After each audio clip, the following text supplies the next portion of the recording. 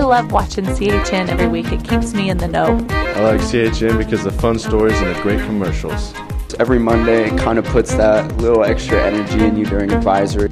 All the reporters are basically well known in the school and the music videos are just tight. Welcome to the first CHN of 2012. I'm Trey Schultz. And I'm Jordan Bowman. On today's broadcast, we'll be taking a look at the pep band and the student section at basketball games. Speaking of basketball, we'll also look at rivalry within our own state. But first, let's turn our attention to the new eatery just east of here. With Chappie's closing down, the town lost a place to just go grab a bite to eat. Fortunately, a new pizza joint, Tossed and Sauced, moved in. Here's Brown Piercy going to get a new taste of the restaurant. If you like the Toss and Sauce pizza in Abilene, but you don't like the 20-minute drive to get there, you're in luck, because Toss and Sauce just opened a brand new location in Chapman. Owner and Chapman graduate Will Sprouse said he wanted to expand his business, and his hometown seemed like the perfect fit.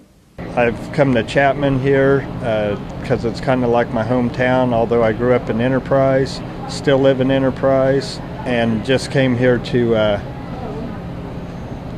diversify my menu. Toss and Sauce had a successful grand opening January 7th. They not only have a variety of pizza, but they also have many other delicious food choices as well.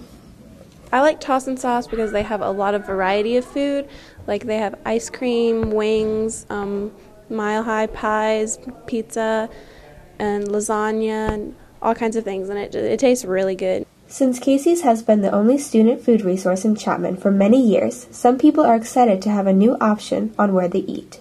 I like going to Tossed and Sauce because the pizza's cheaper than Casey's. It's kind of like homemade pizza, and it's just a different place to go for lunch. And they have ice cream and shakes and stuff, which I know you can get ice cream at school, but you can't get a shake at school. So now that there is another food resource in Chapman, go check out Toss and Sauce Pizza, located just west of Gunnarson's Plumbing on 4th Street. They open from 11 to 8 p.m. This has been Brianna Piercy reporting for CHN. And seniors, in case you're wondering, they are open over the noon hour. And now on to other news. Trey, what's your favorite part about our home basketball games? Just the way the whole school comes out and supports us through adverse times on the court. Yeah, they get me pretty jazzed up to play. Here's Trevor Schartzer and Trevor George showing you the ruckus that our students bring to the district gym on game nights. You probably heard the Chapman High School band playing right here during home basketball games. Their goal is simple, to liven up the Chapman High School superfans. The band plays songs like YMCA, My Sharona, and other hits from a number of generations. Oh my gosh, Pep Band is so much fun. I can't even contain myself because of all the awesome songs we play with awesome music. Pep Band, I think, is a lot of fun. It riles up the crowd, gets them all excited for our games. We have a blast. If we make a mistake, oh well. We are there to have fun. Louder the better. And I think it gets the team riled up, makes them get all excited about the game, that we have a chance to win. But the pep band isn't the only lively thing at basketball games. The student section, led by seniors Jacob Langlois and Brian Liu, have had a higher number of students in the stands than in previous years. With chants like I Believe and fun things like the roller coaster, the crowd has a great time cheering on both the boys and the girls basketball games. This year, Jacob and I are both leading the student section. So far, we're doing pretty well. At all the home games, we've been loud. We've brought some of the people to the away games. At Wamego, we did really good with about 5 people. We out-cheered about 50 Wamego kids. This year's basketball student section, I'm really happy that everyone comes to the games and supports our team, and they're all really loud and they work with us as cheerleaders, and I hope everyone keeps coming to the game and supporting our basketball players. The next home game is January 27th, so go out and get your student section t-shirt from FBLA to get into the game for only $1. This has been Trevor Schartzer and Trevor George reporting for CHN. Coming up after the break, we'll rekindle the rivalry passion between K-State and KU fans. But first, let's take a look at this month's Students and Athletes of the Month for January.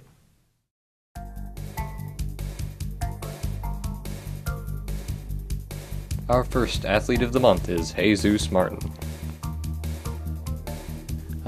Chose Jesus for athlete of the month because he had been a really good worker in practice, been working hard, and also accepted his roles as the sixth man that come off the bench. couple games in a row, Marysville especially, and then even in last night's game versus Beloit, he gave us a good defensive stand, always brings us good energy off the bench, and has continually been working hard since the start of the season. Our next Athlete of the Month is Hadrian Courier. I'm so happy that I got Athlete of the Month because it just shows how hard I've been working in practice and at tournaments and duels.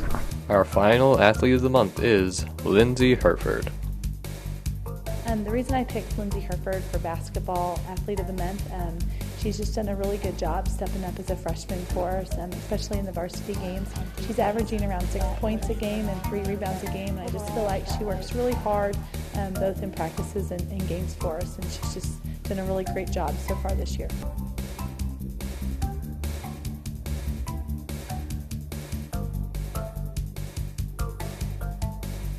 Our first Student of the Month is Alec Madden. I chose Alec as the male Student of the Month because of how hard he works. I think history, learning comes naturally for him. He's a great student, very smart young man, but he does an outstanding job in my class.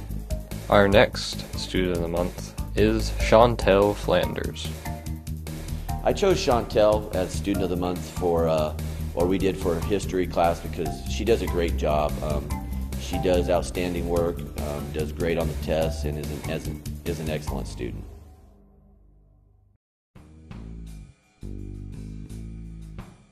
Fact or fiction? Beavers are sometimes killed by the very trees they gnaw down. Fact, because the tree could fall on top of them and kill them. I say it's true because if the little guy's just like gnawing on one side, then it's gonna fall over, and then he's gonna smash him, and be like, and he's just dead. It probably is a fact because there's always those freak accidents that happen, and a very small percentage that it happens to. Alright, that's false. Because beavers don't cut down that big of trees. Because, it's a beaver. They can't cut down a giant oak. Come on, people. I think it's true because I think I heard about this. Somebody sent me a link to the story where a beaver actually was killed by a tree. Fact. Scientists believe beavers, like people, occasionally misjudge where the tree is going to fall. 2 with the new. My name is Becky Rigsby and I'm a freshman. My name is Hadrian Courier and I'm a sophomore. I moved here from JC because I didn't like it there. I moved here from Concordia because my dad lives here. The biggest difference between the two schools is the size.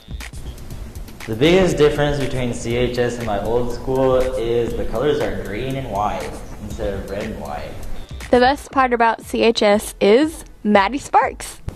The best part about CHS is the people here are really cool. Outside of school, I dance and I take pictures. Outside of school, I play guitar and chill with friends. Something you may not know about me is that I'm actually pretty outgoing once you get to know me. Something people may not know about me is I'm a superhero. Besides my parents, my sister is my role model because she's basically my twin and I look up to her. My role model is G.I. Joe because he has lots of guns and he can shoot them good. My motto is, don't worry, be happy. The motto that best describes me is, have fun because you only live once.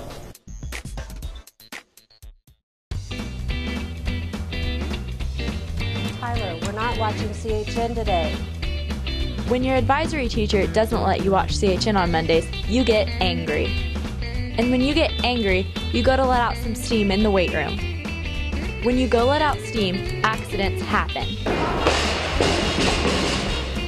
When accidents happen, you get your wrists wrapped. When you get your wrists wrapped, girls feel sorry for you. When girls feel sorry for you, their boyfriends get mad.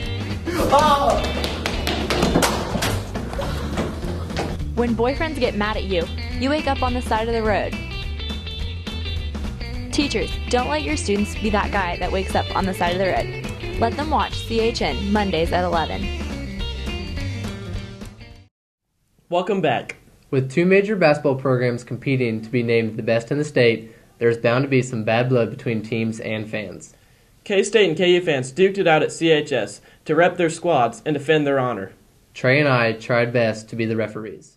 The K-State and KU rivalry started way back in 1904, with both teams jockeying for the most elite status in Kansas. But we asked which animal, the Jayhawk or the Wildcat, is the most beast in the breadbasket. Which team is better, KU or KSU? The Wildcats. KU definitely, because I don't know, the tradition's only been going on for like 100 years, and K-State's won like 20 times. Oh, and Logan Limco likes the Wildcats, so that's another reason I don't like them. K-State's good. Emo! Oh, please, KU. KU. Why? Because they just dominate in everything. Why KU? Why are you a fan of that team? I don't like KU because they're a bunch of redheads, like Tyler Harris.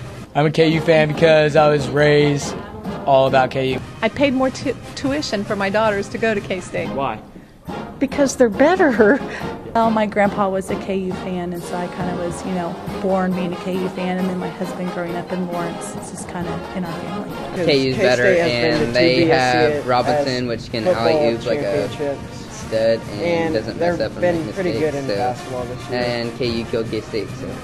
And K-State beat KU by like 40 points this year in football. Which slogan is better, EMAW or Rock Chalk Jayhawk? EMAW. Why is EMAW better? Stands for something cool other than rock and chalk. Sounds stupid. Rock Chalk Jayhawk, wave the wheat. EMAW. Why is EMAW better? It just is. Rock Chalk Jayhawk. Nobody even knows what a Jayhawk is. It's a mythological bird. It's just stupid. Rock Chalk Jayhawk. Why is it better?